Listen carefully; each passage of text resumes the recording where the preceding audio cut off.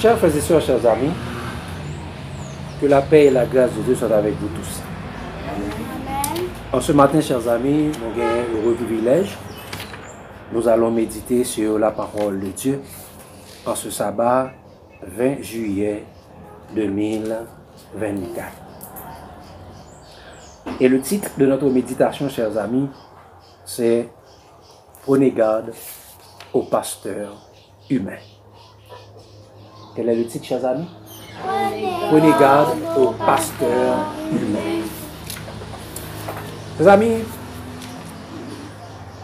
nous trouvons notre texte de base dans Éphésiens 4, verset 11. Il dit, il a donné les uns comme apôtres, les autres comme prophètes, Les autres comme évangélistes, les autres comme pasteurs et docteurs. Et en comparaison avec Jean 10, verset 16. Ce sont les deux textes de base, Éphésiens 4, verset 11 et Jean 10, verset 16. Jean 10, verset 16 dit, j'ai encore d'autres brebis qui ne sont pas de cette bergerie. Celles-là, il faut que je les ramène. Elles entendront ma voix et il aura un seul troupeau et un seul berger. Chers amis, bien avant d'aller plus loin, nous prions. Notre Seigneur et notre Dieu. En cet instant, nous allons méditer sur ta parole. Tu nous dis, si nous demeurons dans les paroles de Jésus, nous connaîtrons la vérité et la vérité nous affranchira. Et tu nous as donné ton Saint-Esprit pour nous enseigner toutes choses et nous conduire dans toute la vérité. En cet instant, tant de Père, nous te demandons de nous accorder ton Saint-Esprit et que ton Saint-Esprit soit notre enseignant et que nous-mêmes, comme des enfants, nous puissions apprendre, comprendre, appliquer, partager ta parole. Reste avec nous, Saint de Père Céleste. Au nom de Jésus, nous t'en prions, lui qui vit au siècle des siècles. Amen. Chers frères et sœurs, chers amis, prenez garde aux pasteurs humains. C'est là le titre de notre méditation. Malheureusement, il y a tellement de choses là-dessus. On a dit que c'est important de faire cette étude. Prenez garde aux pasteurs humains. Dans notre série de prenez garde, nous avons fait beaucoup de prenez garde. Prenez garde à la théologie. Prenez garde au levain des pharisiens. Jésus dit ça très souvent. Prenez garde. Donc c'est pourquoi nous continuons avec cette série. Prenez garde. Mais aujourd'hui c'est prenez garde aux pasteurs humains. Les amis, en lisant ce passage de Paul dans Éphésiens 4, le verset 11, on peut voir qu'il fait mention de différents dons spirituels. Paul fait mention de différents dons spirituels. Il a dit, il a donné des uns comme apôtres, les autres comme prophètes, les autres comme évangélistes, les autres comme pasteurs et docteurs. Il fait mention de différents dons. Et chers amis, étant donné que le mot, très souvent, il y a beaucoup de personnes qui basent sur ce texte pour dire également Dieu a établi 5 ministères. Ok? Certaines personnes, et surtout les théologiens protestants, par leur théologie, ils disent que Jésus ou bien Dieu a établi 5 ministères dans l'Église. Ils se basent sur ce texte pour affirmer leur prétexte. Étant donné que notre méditation c'est prenez garde aux pasteurs humains, nous allons baser notre étude spécifiquement sur ce thème. Étant donné que le mot pasteur vient du grec proiman, P-O-I-M-E-N. Poiman ou bien Poiman. Poiman. Et comme ça, yo dit en grec. Généralement traduit par berger ou pasteur. Le mot Poiman, il est traduit par berger ou pasteur. Dans le Nouveau Testament, il a évoqué 17 fois. Mais il y a 4 fois seulement il traduit par pasteur. Que vous dit pasteur, que vous dit berger, c'est la même chose. Donc, chers amis, lorsque nous faisons la comparaison des versions, on peut voir clairement, et si nous regardons les versions, les traductions, si nous regardons dans la version Louis II, dans Louis II et dans le second 21, toujours ces deux traductions de second. Il y a Louis II, il y a aussi second 21. Mais chers amis, là nous faisons comparaison entre deux versions. Mais il y a deux versions qui traduisent par berger. Regardez. Dans ça nous regardez ça dit. Dans ça nous gagnons dans version Louis II directement, version simple. Dit ça. Il a donné les uns comme apôtres, les autres comme prophètes, les autres comme évangélistes, les autres comme pasteurs et docteurs. Mais regardons dans le second 21, je vais lire pour vous. Il a dit, c'est lui qui a donné les uns comme apôtres, les autres comme prophètes, les autres comme évangélistes, les autres comme bergers et enseignants. Les autres comme bergers et enseignants. Donc, chers amis, berger est égal à pasteur. Donc, de façon superficielle, en lisant Éphésiens 4, le verset 11, on pourrait dire que Paul dit que Jésus a donné des humains, a donné aux humains des dons pour être apôtres, prophètes, évangélistes, docteurs et bergers si on remplace pasteur par son équivalent. Donc Jésus a donné des hommes comme apôtres, prophètes, évangélistes, docteurs, bergers ou pasteurs.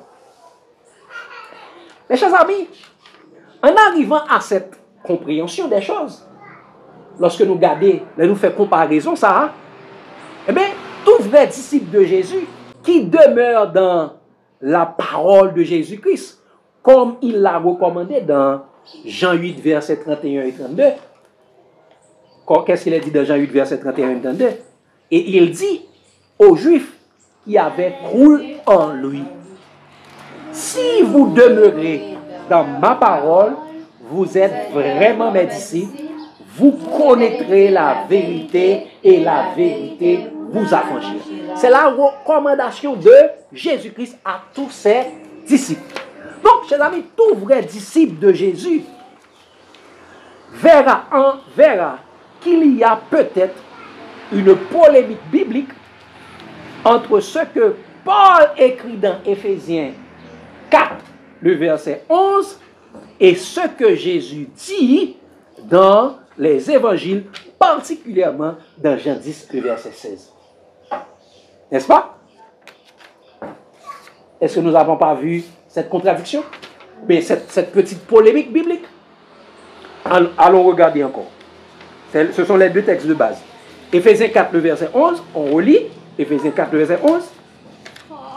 Il dit, il a donné les uns comme apôtres, les autres comme prophètes, les autres comme évangélistes, les autres comme pasteurs et docteurs. Il dit pasteur, il dit berger. Et tandis que Jésus dit dans Jean 10, le verset 16, j'ai encore d'autres brebis qui ne sont pas de cette bergerie. Celles-là, il faut que je les amène. Elles entendront ma voix et il y aura un seul troupeau et un seul berger. Un seul troupeau et un seul pasteur. C'est le même mot croyant. Donc, si Paul dit, Dieu a établi des uns comme pasteurs, alors que Jésus dit, il y a un seul troupeau et un seul pasteur. Donc, chers amis, dans Éphésiens 4, Jésus dit que Jésus a donné aux hommes des dons pour être pasteurs. Tandis que Jésus lui-même dit de sa bouche qu'il est le seul pasteur. Là, il semble qu'il y a une sorte de contradiction entre cet écrit de Paul et les paroles de Jésus-Christ. Eh bien, chers amis, dès qu'il y a, je vais vous donner cette petite base clé extrêmement importante dans les Écritures. Ok? Ça, c'est un avertissement, qui on dit ça? C'est une prescription clé dans les Écritures.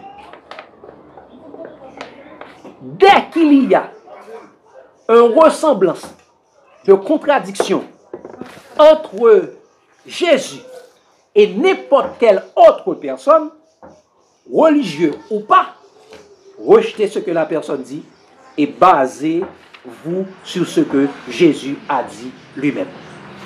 Qu'est-ce que j'ai dit? Dès qu'il y a une ressemblance, même si ce n'est pas vrai, une ressemblance de contradiction entre ce que Jésus a dit et ce qu'une autre personne a dit, eh bien, rejetez ce que la personne dit et basez-vous sur ce que Jésus a dit lui-même. Car Jésus, c'est le maître. Car Jésus est le maître, nous allons voir. À n'importe quelle personne que ce soit, bien avant de chercher à comprendre ce que la personne, prophète ou pas, bien que nous pouvons même chercher, bien avant de chercher à comprendre ce que la personne dit, rejeter ce que la personne dit, base ta vie sur ce que Jésus a dit. Si vous avez quelque chose à appliquer, appliquez ce que Jésus a dit. Parce que, c'est pourquoi nous avons dit plutôt qu'aux hommes. Exactement. C'est pourquoi on a titré notre méditation Prenez garde aux pasteurs humains. Car Jésus dit qu'il est plus grand que tous les hommes. Qu'est-ce que Jésus dit? Il est plus grand que tous les hommes. Adam, il y a le premier Adam, Jésus est le second Adam. Abraham, avant Abraham fut, Jésus dit, je suis. Moïse, Jésus dit, Dieu dit, je susciterai au milieu de tes frères un prophète comme moi. Un prophète comme moi. Et vous l'écouterez dans tout ce qu'il vous dira. Et celui qui n'écoute pas ce prophète sera exterminé du milieu de mon peuple. Parlant de Salomon, Dieu dit il est plus grand que Salomon. Jésus dit il est plus sage que Salomon.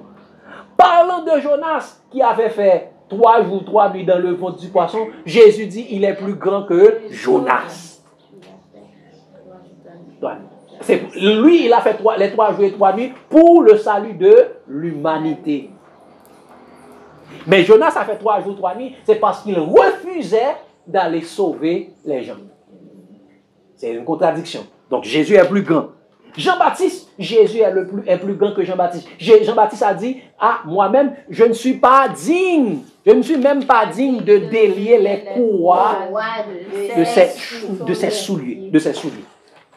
Donc, Jean-Baptiste, et Jésus dit, il est plus grand que tout homme. Regardez ce qu'il a dit, chers amis, dans Jean 13, verset 16.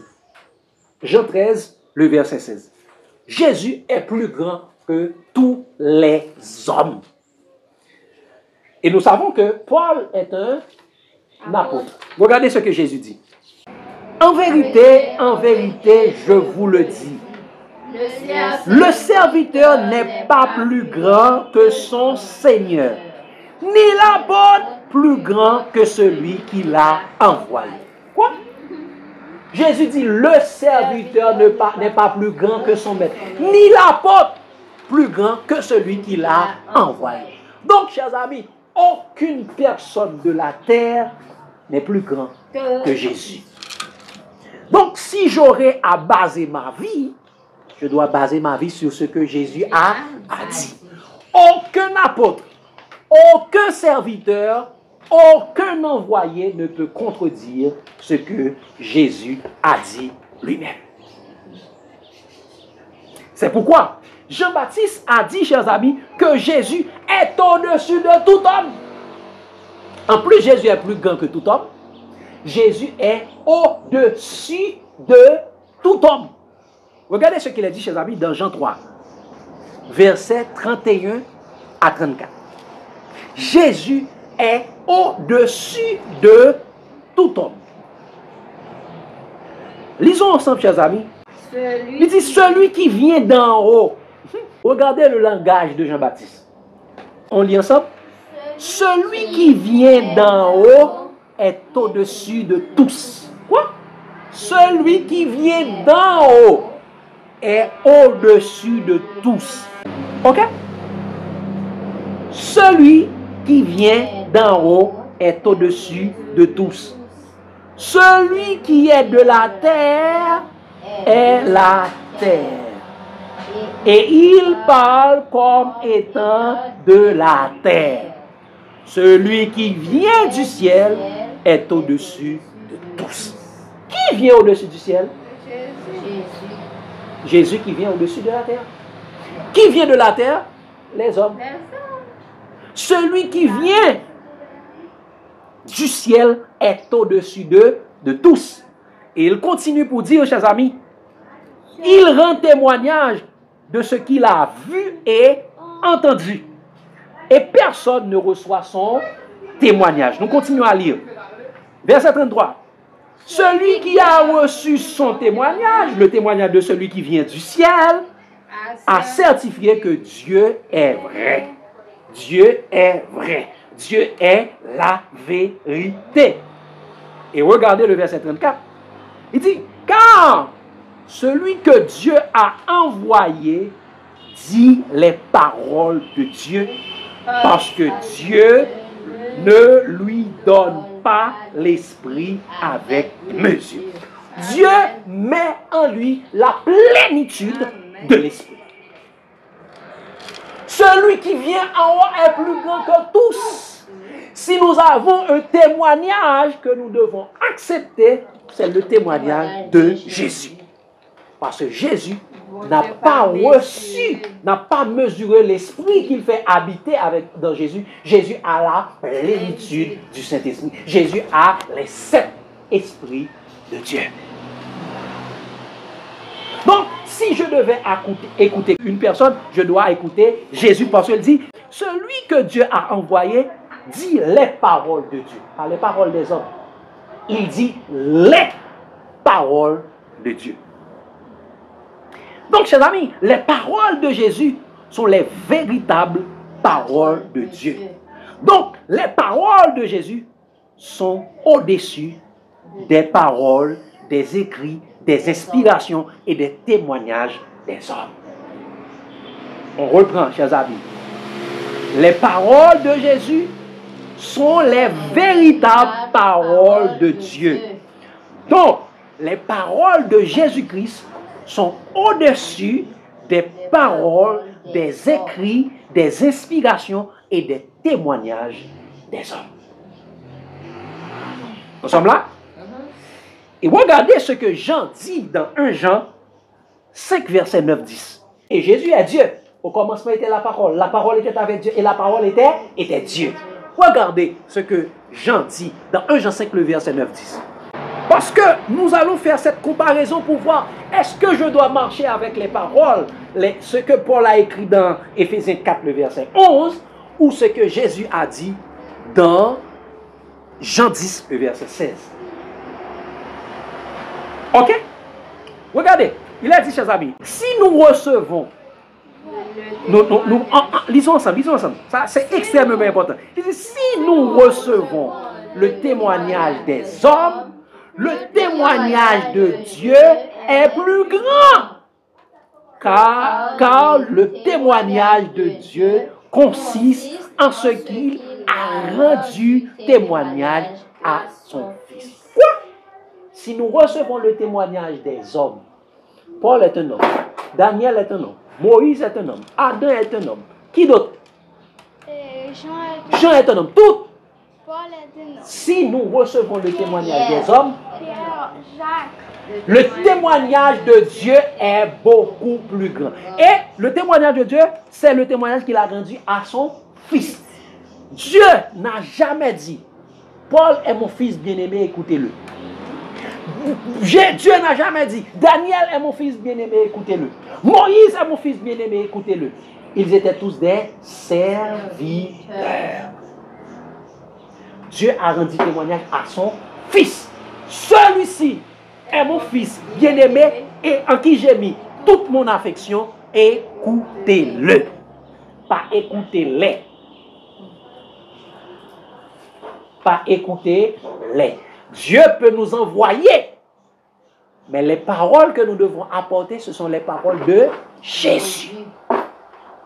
C'est pourquoi lorsqu'une personne nous dit quelque chose, on doit l'examiner. Et c'est pourquoi Jean encore nous dit une autre chose. Et il continue pour dire, celui qui croit au Fils de Dieu a ce témoignage en lui-même. C'est-à-dire, il a le témoignage de Dieu en lui-même. Parce que le témoignage de Dieu est beaucoup plus grand. Celui qui croit en Jésus a le témoignage de Dieu en lui-même. Pas le témoignage des hommes, pas le témoignage pour l'Église, mais c'est le témoignage de Jésus. Et tout ça, celui qui ne croit pas Dieu le fait menteur, puisqu'il ne croit pas au témoignage que Dieu a rendu à son Fils. Celui qui ne croit pas en Dieu le fait menteur. Alors que Dieu n'est pas un homme pour mentir, ni un fils de l'homme pour se repentir, comme il est dit dans Nombre. Dieu n'est pas un homme pour mentir. Mais si tu ne crois pas en Dieu, tu fais de Dieu un menteur. Nous devons écouter Jésus. C'est pourquoi Jean va aller encore plus loin pour nous dire, parlant du témoignage de Jésus, il nous donne des avertissements. Parce qu'il y a beaucoup de personnes qui tordent le sens des écrits de Paul pour séduire les hommes. Il falsifie. Apocalypse est écrit en dernier. Et Apocalypse, c'est le dernier livre qui est écrit. Paul est mort vers l'an 60. Et écrit Apocalypse est écrit vers l'an 95. Vers l'an 92, 95. Et Jean mourit en l'an 100. Ok? Regardez ce qu'il a dit, chers amis, dans 2 Jean. Dans 2 Jean 1er, versets 9 à 11. Parlant également de témoignages. Quand on parle de témoignage de Jésus, on parle de la doctrine de Jésus, on parle de l'enseignement de Jésus, on parle des paroles de Jésus. Regardez ce qu'il a dit. Il dit, quiconque va plus loin et ne demeure pas dans la doctrine de Christ n'a point Dieu. Celui qui demeure dans cette doctrine a le Père et le Fils.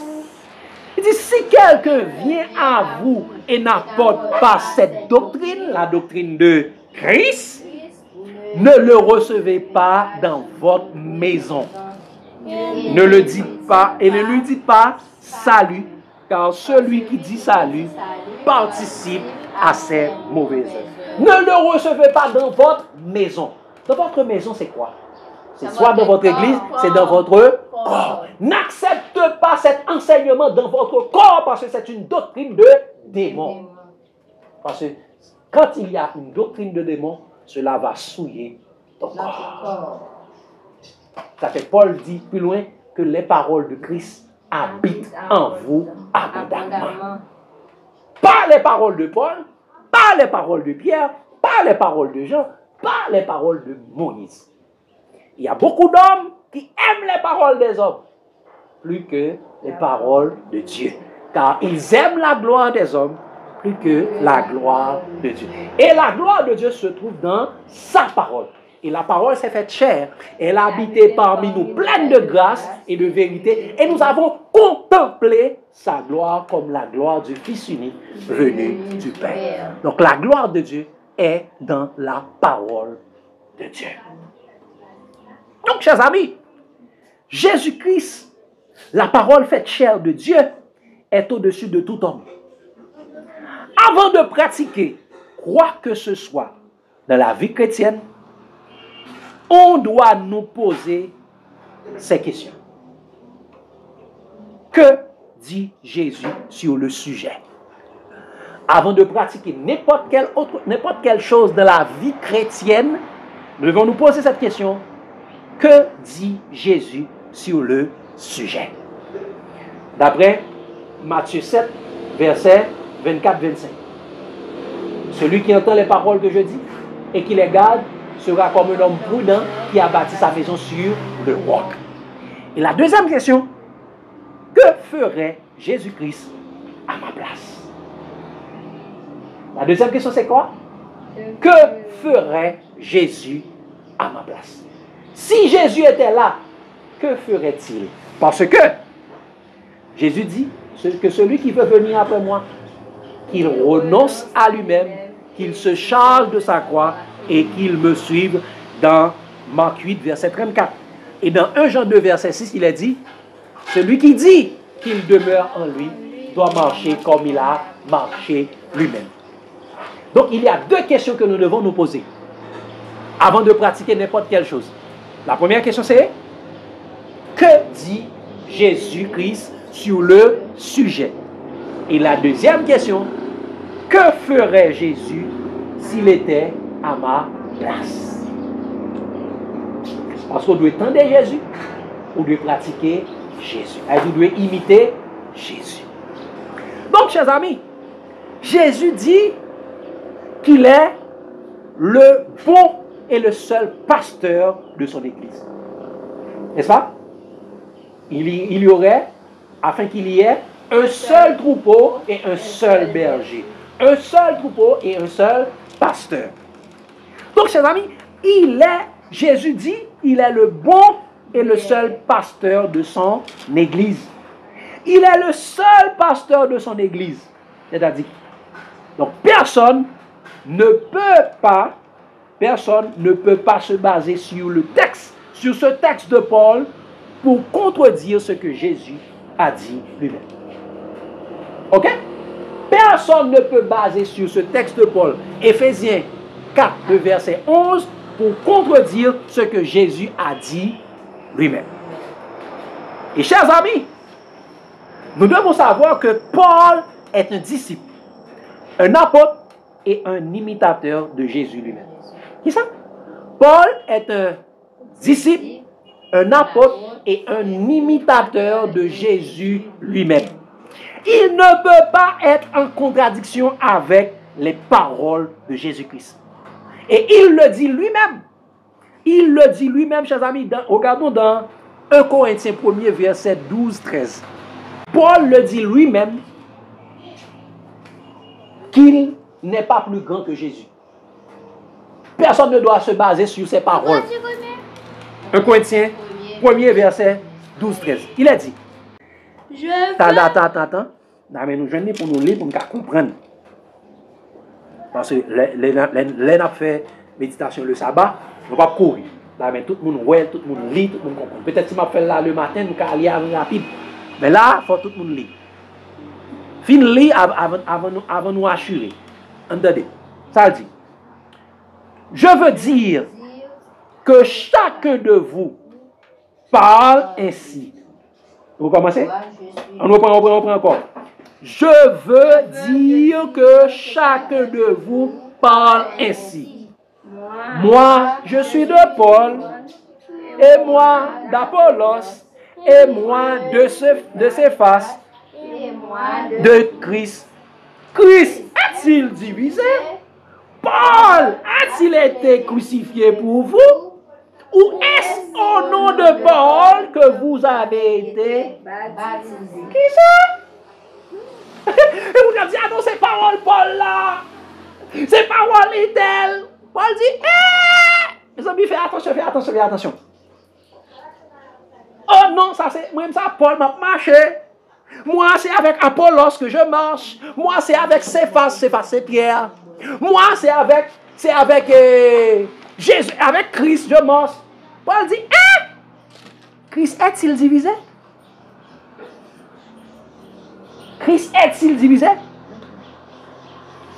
Paul a-t-il été crucifié pour vous? Ou pas qu'à dire, moi-même c'est de Paul, moi-même c'est de Apollos, quand il l'a dit là. Oh, moi-même c'est Adventiste. Moi-même c'est luthérien, parce que je connais Luther. Moi-même c'est calviniste, parce que je connais Calvin. Moi-même c'est... Qui ça? Est-ce que Paul a-t-il été crucifié pour vous? Non. Il dit, est-ce au nom de Paul que vous avez été baptisés? Non. Jésus dit, allez faites de toutes les nations des disciples, les baptisant au nom du Père, du Fils et du Saint-Esprit. Pas au nom de Paul, pas au nom d'une dénomination, pas au nom d'un soi-disant prophète. Toutes personnes ont été baptisées au nom de Christ. Et Christ est mort pour tout le monde. C'est en Christ que nous devons baser notre foi. Paul le dit, non, pas baser foi sur moi. Par contre, toute bagaille, je connais en partie. Seul Christ connaît toutes choses. Nous sommes là. Pas dit et tel a dit. Il faut dire ce que Jésus a dit. Dès qu'il y a conflit entre yon bagay yon moun dit et avec ce que Jésus a dit, rejeter ça l'homme nan dit, baser ta vie sur ce que Jésus a dit. Et regardez ce que Paul dit encore, chers amis, dans 1 Corinthiens 3, verset 4-5. Paul va encore plus loin pour dire, quand le dit, moi je suis de Paul, et l'autre, et un autre, moi d'Apollos, n'êtes-vous pas des hommes? Qu'est-ce que Apollos? Qu'est-ce que Paul? Des serviteurs, par le moyen desquels vous avez cru, selon que le Seigneur l'a donné à chacun. Qui est-ce qui Paul là? Qui est-ce qui Apollos là? Qui est-ce qui Ellen G. White là? Qui est-ce qui est elle là? Qui est-ce qui Luther là? Qui est-ce qui Adventiste là? Qui est-ce qui catholique là? Qui est-ce qui protestant? Qui est-ce qui pentecôtiste là? Qui moun sa yo? De tout tas de serviteurs. Mais si vous êtes serviteur à aller au-delà de ce que Jésus dit, on est il est un antéchrist. Il dit, moi planté, Apollos mousé, mais ce n'est pas ni moi-même, ni Apollos qui a fait planter pousser, c'est bon Dieu qui a fait toute bagaille. Ça veut dire que ni Paul, ni Apollos pas rien. Ni Paul, ni Apollos pas rien. Ils ne sont que des serviteurs. Donc, moi, pas qu'à baser vim sous sa serviteur a dit, mais moi, de baser vim sous sa maître l'a dit. Pas sur ce que le serviteur a dit, ou bien le soi-disant prophète a dit, mais c'est sur ce que Jésus dit.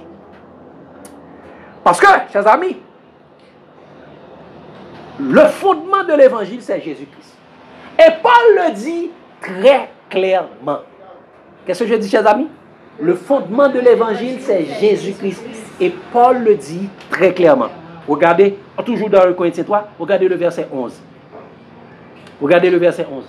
Ou bien, depuis le verset 12 et 10, il a dit, selon la grâce de Dieu qui m'a été donnée, j'ai posé le fondement comme un sage architecte. Et un autre bâti dessus. Paul dit, j'ai posé le fondement comme un sage architecte. Et quel est ce fondement que Paul a posé? Regardez le verset 11. Regardez le verset 11, le fondement qu'il a posé. Car personne ne peut poser un autre fondement que celui qui a été posé, savoir Jésus-Christ. Quoi? C'est Jésus-Christ qui est le fondement de tout. Personne ne peut dire une autre chose que ce que Jésus avait dit. Si quelqu'un vient à vous et n'apporte pas la doctrine de Christ, ne le recevez pas dans votre maison. Si quelqu'un va plus loin que Jésus-Christ, ne le recevez pas dans votre maison. Parce que Jésus est le fondement de l'évangile. Jésus est le fondement de la foi. Jésus est le fondement du salut. Donc si Paul dit clairement que Jésus est le seul fondement de l'évangile, Paul ne peut pas contredire Jésus-Christ. Nous sommes d'accord. Nous sommes d'accord que Paul ne peut pas contredire Jésus. Donc, le vrai disciple de Jésus doit examiner les Écritures comme des Béréens dans Acte 17, le verset 11, pour voir si ce que les hommes disent et font sont en accord avec les paroles de Jésus. Donc, si Paul ne peut pas être en contradiction avec Jésus, eh bien, nous devons réfléchir sur Éphésiens 4, le verset 11. Nous allons faire une réflexion biblique sur Éphésiens 4, le verset 11. Parce que si Paul dit à bien des pasteurs, alors que Jésus dit à bien un seul pasteur, est-ce que Paul contredit Jésus? De qui ça Paul voulait parler? Est-ce que nous sommes capables de prendre un seul texte en dehors de son contexte pour nous faire tourner un prétexte? Parce que tout texte pris en dehors de son contexte est un prétexte. Donc, chers amis, prenez garde aux pasteurs humains. Première partie. Dans cette première partie, nous avons fait un parallèle entre Jean 10, le verset 16 et Éphésiens 4, le verset 11. Nous avons vu, chers amis, qu'il y a une sorte de polémique biblique entre ce que Jésus a dit dans Jean 10, le verset 16 et ce que Paul a écrit dans Éphésiens 4, le verset 11. Et chers amis, dès qu'il y a une ressemblance de contradiction entre Jésus et n'importe quelle autre personne, nous devons rejeter ce que la personne dit et baser notre vie sur ce que Jésus a dit. Parce que, en tant que chrétien, avant de poser n'importe quelle action, nous devons nous poser les questions suivantes. Que dit Jésus sur le sujet? Et deuxièmement, que ferait Jésus s'il était à ma place?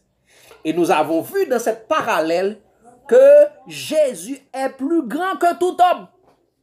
Le disciple n'est pas plus grand que son maître. Et l'apôtre, ni l'apôtre que celui qui l'a envoyé. Et nous avons vu également, Jésus est au-dessus de tout homme.